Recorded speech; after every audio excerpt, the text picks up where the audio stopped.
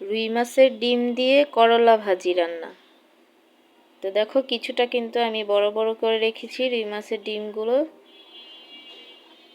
আর একটু তিতা হবে না সেইভাবেই রান্না করেছি। তো সবাইকে আসসালামু আলাইকুম।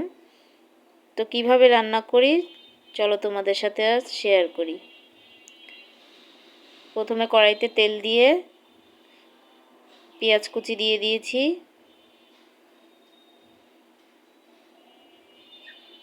কিছুটা ভাজবো। পরিমাণ মতো লবণ, হলুদের গুঁড়ো, মরিচের গুঁড়ো, আদা রসুন বাটা, ধনিয়া গুঁড়ো একসাথে আমি দিয়ে দিয়েছি। সামান্য পরিমাণে একটু পানি দিব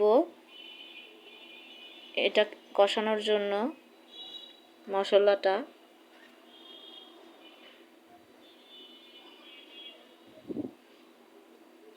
এই তো মশলাটা কষে গেছে। এরপর আমি রুই মাছের ডিমগুলো দিয়ে দিচ্ছি। কিছুটা আস্তে আস্তে রাখবো, দেখতে সুন্দর লাগবে।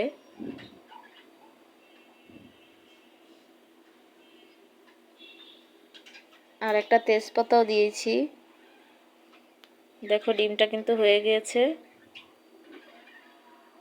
আর এই দেখো করলাটা কি সুন্দর দেখাচ্ছে। এটা কিন্তু আমি 1 ঘন্টা লবণ পানিতে ভিজিয়ে রেখেছিলাম, তারপর ধুয়ে নিয়েছি।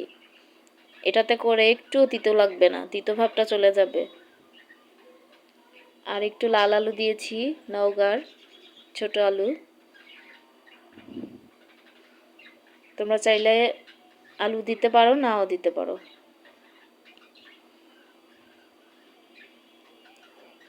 এই যে 4টা আমি কাঁচামরিচ দিয়েছি ফালি করে।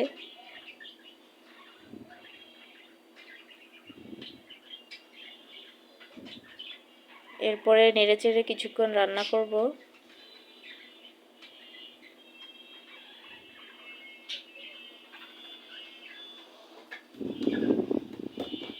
এই যে দেখো রান্নাটা হয়ে গিয়েছে আমার, একদম ভাজা ভাজা হবে। এই যে দেখো কতটা সুন্দর হয়েছে। এবং আস্ত আমি কিছু ডিম রেখেছি। তো সবাই আমার চ্যানেলটাকে সাবস্ক্রাইব করবে আর একটা লাইক দিবে। আল্লাহ।